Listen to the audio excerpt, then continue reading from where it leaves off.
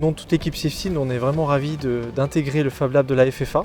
On a vu sa constitution autour de l'Electro Alpha. On sait de quelle manière vous avez aidé à ce que cet avion devienne meilleur et soit déployé en aéroclub. Et c'est vrai que nous sommes impatients d'avoir aussi les retours de l'équipe du Fab Lab sur la Safety Box qu'on est ravis de vous remettre aujourd'hui. Écoutez, nous sommes également ravis de pouvoir expérimenter un nouveau procédé, un procédé qui doit contribuer à améliorer la sécurité et au-delà de la sécurité ou pour la sécurité, la qualité du pilotage. C'est la fonction même du Fab Lab, c'est-à-dire de faciliter le changement. Et il y a des changements qui sont faciles à opérer, le choix entre la carte A et la carte B dans un aéroclub, c'est à l'aéroclub de décider. Mais quand il y a un saut technologique important, c'est le principe même du Fab Lab, c'est d'expérimenter ce saut technologique. Saut technologique important avec l'aviation électrique, mais le Fab Lab est destiné aussi à recevoir d'autres innovations dans le domaine d'aide au pilotage. Et c'est pour ça que nous sommes extrêmement contents de recevoir une box de Safety, parce que ça correspond effectivement à un saut technologique important.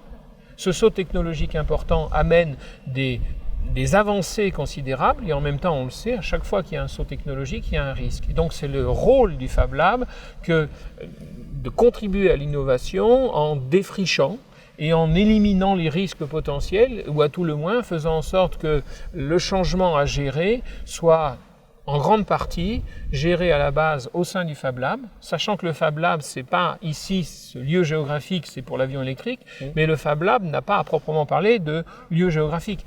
Safety, la box Safety va vraisemblablement être utilisée dans plusieurs aéroclubs dans le cadre du Fab Lab. Sachant que d'autres aéroclubs qui ne sont pas dans le cadre du Fab Lab, mais qui sont aussi des aéroclubs FFA l'expérimentent également, on pourra avoir des retours avec différents angles, ce qui contribuera, je l'espère, à l'adoption de cette boîte par un maximum de clubs adhérents, de clubs affiliés à la FFA.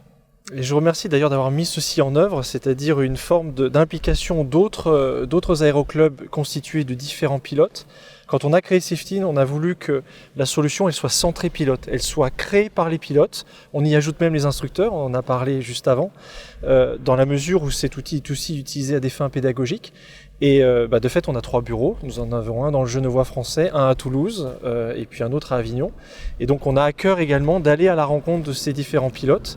Et merci de nous donner la possibilité de le faire avec les testeurs Fab Lab de ces différents aérodromes. C'est notre rôle. Et ce qu'il faut bien comprendre et que parfois certains ne comprennent pas, c'est que la FFA n'a pas pour rôle d'imposer des solutions. La FFA a pour rôle de représenter les 600 aéroclubs français auprès des autorités et par ailleurs de fabriquer, de contribuer à évaluer ou à fournir des outils. Donc fournir des outils, ça peut être une nouvelle licence, on fabrique un nouveau concept de licence, ça a été le cas par exemple pour le partage de frais élargi avec une licence passager, et puis aussi contribuer à l'émergence d'outils comme Safety, un outil qui peut améliorer la qualité du pilotage et la sécurité des vols.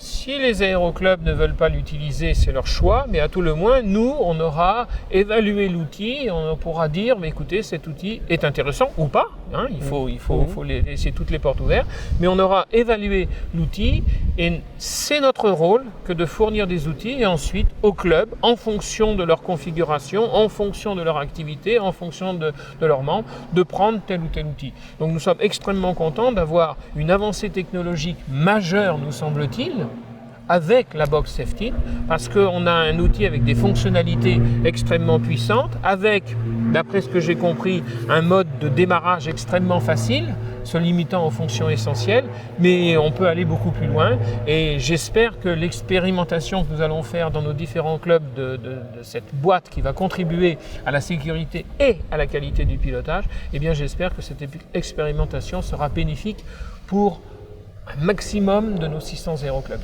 Je l'espère aussi, président Charon, et sachez que toute l'équipe elle est vraiment mobilisée pour ça. Et j'ai peut-être une autre question sur l'aspect objectivation, sur laquelle vous êtes revenu tout à l'heure en voyant les possibilités pédagogiques qui étaient permises dans le fait de revivre un vol après, de le débriefer de façon plus objectivée avec un instructeur. Est-ce que vous avez quelques mots à dire sur cette fonctionnalité? Je vous remercie de poser effectivement cette question, parce que j'aurais tendance à dire, je vais être un peu brutal, allons-y, que à la limite, toutes les fonctions qui sont extrêmement intéressantes, toutes les fonctions sont presque secondaires par rapport à ce côté, ça enregistre, on a un enregistrement objectif du vol qui permet au pilote, élève pilote, de se rendre compte alors qu'il a eu des sensations, mais aussi pour l'instructeur d'avoir une base solide de discussion et lui-même peut-être d'avoir mal interprété certaines choses qu'avait commis l'élève. Et ça, je crois que c'est un outil pédagogique extrêmement positif. On a un enregistrement objectif du vol, des réactions, du contexte. Mais pour voir toutes ces fonctions, je crois que le mieux, c'est de l'utiliser. Merci, Président Charon.